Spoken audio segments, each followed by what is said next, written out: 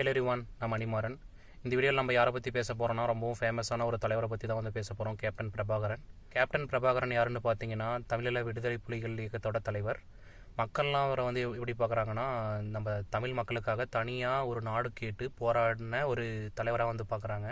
ஆனால் அந்த போராட்டத்துக்கு பின்னாடி வந்து நீங்கள் நினச்சி கூட பார்க்க முடியாத அளவுக்கு ரொம்பவும் பயங்கரமான ஒரு சில விஷயம்லாம் வந்து நடந்திருக்கு. ஸோ இந்த வீடியோவில் வந்து கேப்டன் பிரபாகரனை பற்றின பிளாக் சைட்ஸ், அவரை பற்றின வந்து ஒரு கருப்பு பக்கத்தை தான் நாம் வந்து இந்த வீடியோவில் நாம் வந்து தெரிஞ்சுக்க போகிறோம். இவரோட போராட்டத்தோட தொடக்கமே வந்து ஒரு கொலையில் தான் ஆரம்பிக்கிறாரு. யாழ்ப்பாணத்தோட மேயர் அல்பிரட் துரையப்பா வந்து 1975 வந்து கொல்றாரு. இது வந்து அவருக்கு எதிராக இருக்கிற ஒரு சில தமிழ் தலைவர்களை வந்து தூண்டுது. இங்கே வந்து இந்த ஒரு விஷயத்தினால அவரை வந்து எதிர்க்கிறாங்க, கேப்டன் பிரபாகரனை வந்து எதிர்க்கிறாங்க. ஸோ அதனால் வந்து கேப்டன் பிரபாகரன் பல தமிழ் தலைவர்களை வந்து கொன்று குவிக்கிறாரு. அதுக்கப்புறம் வந்து இந்த வேர்ல்டையே வந்து உழுக்கிற அளவுக்கு ரொம்பவும் கான்ட்ரவர்சி க்ரியேட் பண்ணவும் ஷாக்கிங்கான விஷயம் வந்து கொடுக்குற அளவுக்கு 1991 நம்மளோட இந்தியாவோட முன்னாள் பிரதமர் ராஜீவ்காந்தியை வந்து கொன்னதும் இவர் தான். அதே மாதிரி 1993 இலங்கையோட ஜனாதிபதி ரணசிங்கத்தை கொன்னதும் இவர் தான் அப்படின்றத தெரிஞ்சுக்கோங்க.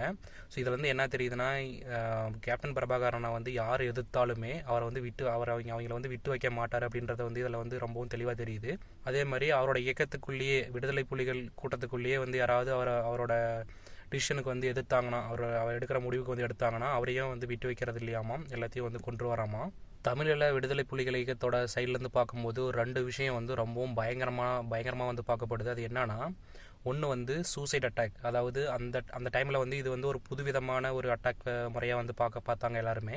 எப்படின்னா, அந்த இயக்கத்துக்குள்ளேயே வந்து தன்னோட உயிரை கொடுத்து அந்த போராட்டத்தை அந்த விடுதலை புலிகள் போராட்டம் வந்து எதை வந்து அச்சீவ் பண்ண நினைக்கிறாங்களோ அதை அச்சீவ் பண்ணுற அளவுக்கு வந்து அவங்களுக்கு வந்து பொட்டன்ஷியல் வந்து இருந்துச்சு. தன்னோட உயிரை கொடுத்து பல மக்களோட உயிரெடுக்கிற அந்த நபர்களுக்கு பேர் வந்து கரும்புலிகளாமா. இந்த ஒரு விஷயத்தில் பார்த்தீங்கன்னா, ஒன்றுமே தெரியாத நிறைய அப்பாவி மக்கள் தான் வந்து இறந்து போயிருக்காங்க. 2வது விஷயம் பார்த்தீங்கன்னா, இந்த விடுதலை புலிகள் இயக்கத்தில் வந்து 10 வயசை கூட வந்து கிராஸ் பண்ணாத ஆண்களையும் சரி பெண்களையும் சரி, சிறுமிகள், அதாவது சிறுமிகள் எல்லாத்தையுமே வந்து வலுக்கட்டாயமாக அவங்கள வந்து இந்த இயக்கத்துக்குள்ளே வந்து சேர்த்துருக்காங்க. இந்த ஒரு விஷயம் வந்து பார்த்தீங்கன்னா பெரிய மனித உரிமை மீறலாக வந்து பார்க்கப்படுது. இது வந்து அந்த கேப்டன் பிரபாகரன் வந்து பண்ணதுனால அவங்க வந்து மனித உரிமையை வந்து ரொம்ப மீறி இருக்காரு அப்படின்ற வந்து சொல்கிறாங்க. அதே மாதிரி பார்த்தீங்கன்னா, இந்த போர் முறையில் சைனைடை வந்து பயன்படுத்தியிருக்காங்க. சப்போஸ் அவங்க வந்து சிக்கிட்டாங்கன்னா, போலீஸ்கிட்ட வந்து சிக்கிட்டாங்கன்னா உடனே வந்து சைனைடை சாப்பிட்டு வந்து இறந்துருவாங்களாமா.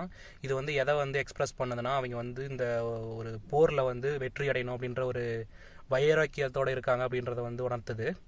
இலங்கைக்கும் இந்த விடுதலை புலிகள் இயக்கத்துக்கும் நடந்த வாரில் அப்பாவி மக்கள் வந்து ஒரு கேடயமாக, ஒரு ஷீல்டாக வந்து பயன்படுத்தப்பட்டிருக்காங்க. அதாவது இந்த விடுதலை புலிகள் அவங்க சைடில் வந்து அப்பாவி மக்களை வந்து பிடிச்சி வச்சுக்கிட்டு அவங்கள வந்து அந்த போர் இடத்துல, அதாவது நீங்கள் ஆதி காலத்துலலாம் வந்து பார்த்தீங்கன்னா, அந்த மன்னர் ஆட்சி பண்ண டைம்லாம் ஒரு போர் நடக்கிறதுக்கு முன்னாடியே அங்கே இருக்கிற மக்கள்லாம் வந்து வேற ஒரு இடத்துக்கு வந்து ஷிஃப்ட் பண்ணிடுவாங்க. அதுக்கப்புறம் தான் வந்து போரே பண்ணுவாங்க. ஏன்னா அப்பாவி இன்னசென்ஸ் வந்து பாதிக்கப்படக்கூடாது அப்படின்றதுக்காக.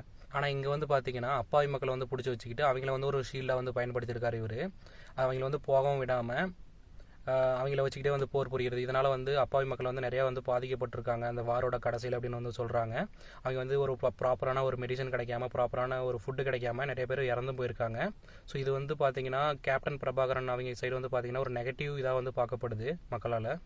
இவர் வந்து ஒரு ஷீல்டாக வந்து மக்களை பயன்படுத்துறதுனால இலங்கை இராணுவம் வந்து இவங்களை அட்டாக் பண்ணாமல் அதாவது மூவிங் ஃபார்வர்ட் ஆகாமல் அவங்கயே வந்து தடுத்து நிறுத்திருக்காரு.